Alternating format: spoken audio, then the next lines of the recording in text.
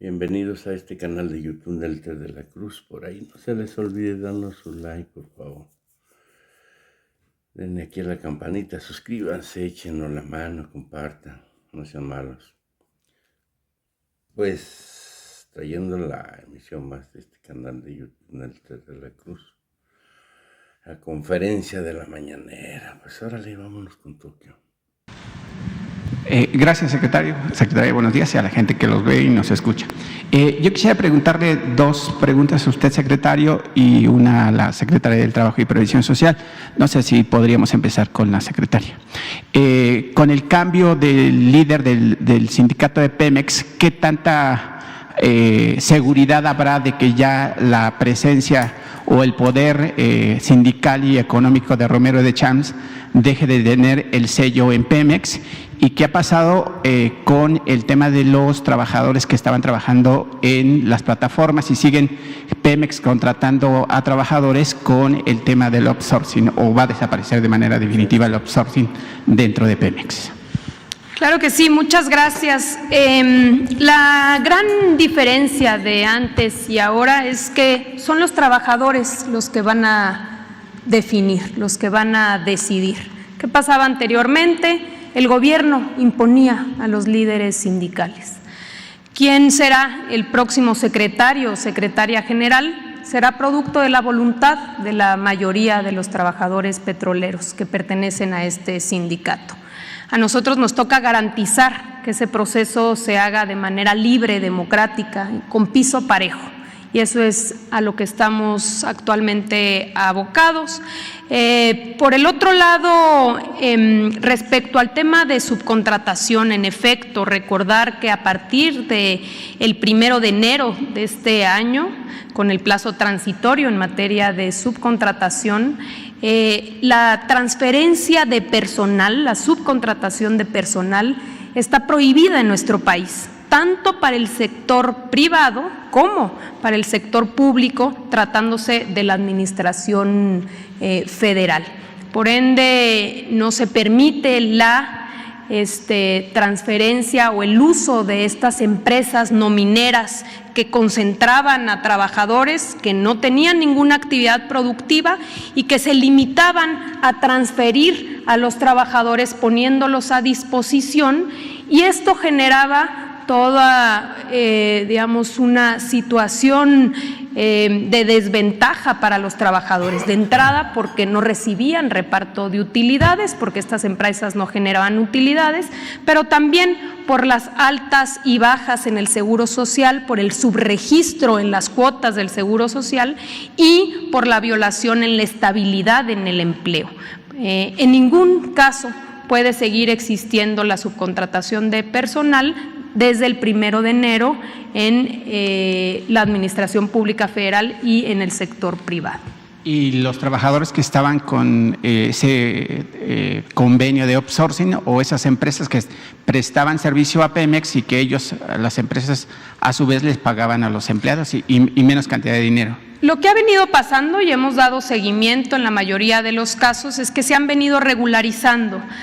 Muchos de ellos a través de abrir nuevas plazas y poderlos contratar directamente como trabajadores propios, y cuando se trata de servicios u obras especializadas, que también la ley lo determina, ahí puede haber una contratación de una empresa que provee ese servicio especializado. En el caso de Pemex, como en cualquier otro, si la empresa no se dedica a esa actividad de manera esencial, puede contratar a otra empresa para que le pueda proveer ese servicio especializado.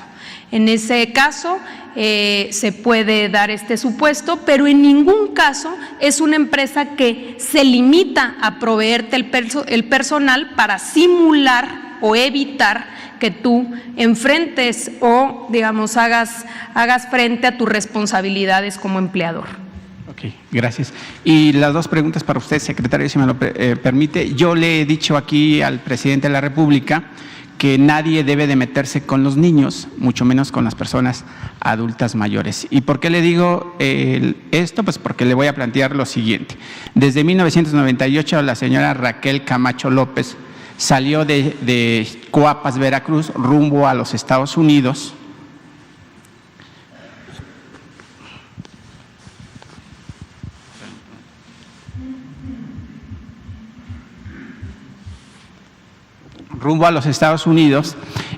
Después regresa a Ensenada y se instala, y desde ese momento hasta hoy sigue viviendo ahí. El problema es que ahora está siendo perseguida y teme por su vida, además de que quieren despojarla de su casa por el simple hecho de haberse manifestado en contra en su momento de la construcción de la cervecera Constellation Brands, que fue cancelada. ¿Quién le quiere despojar de su casa? Pues nada más y nada menos que los directivos de CAPUFE en el Estado, por haberse manifestado en las casetas en ese momento. Ella es un integrante del movimiento Morena que ayudó a que AMLO pudiera llegar al poder convenciendo a la gente de Baja California. Este caso está registrado en la carpeta del Poder Judicial del Estado con el número 77/2021. Los que siguen persiguiéndola obviamente son los directivos de CAPUFE. Y aquí el problema, secretario, es que también el subsecretario de Gobernación, Alejandro Encinas, y su secretario particular, Félix Santana, saben del tema, no le han hecho caso. Ella está pidiendo obviamente que se le atienda y ella pues prácticamente está temiendo por su vida.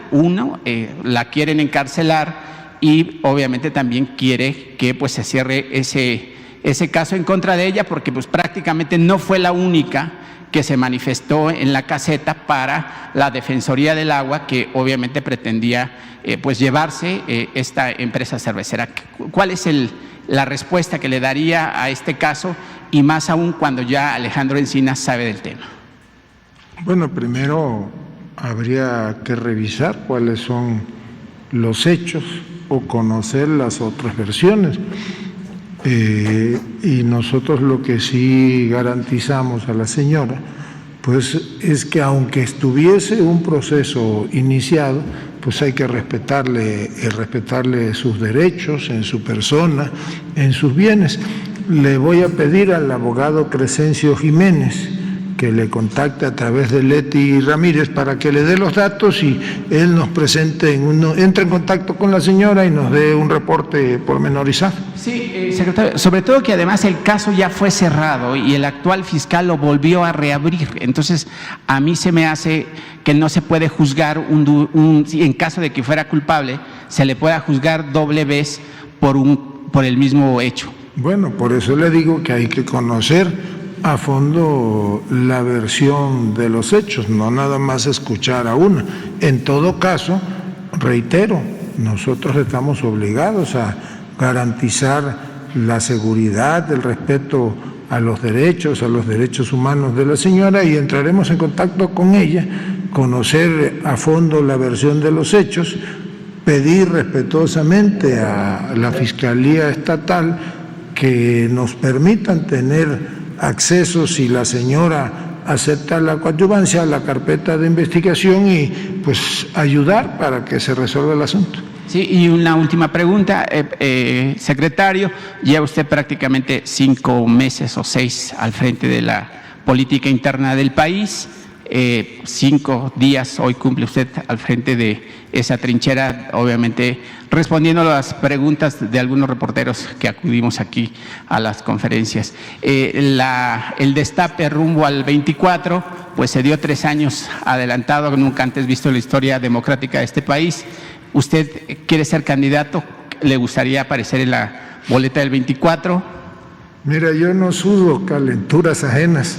Ya les comenté ayer que pues yo tengo un compromiso con el señor presidente, que me invitó a acompañarlo en esta tarea, con todo lo que representa el señor presidente, con un movimiento de transformación del país, y en eso enfocamos nuestros esfuerzos. Okay.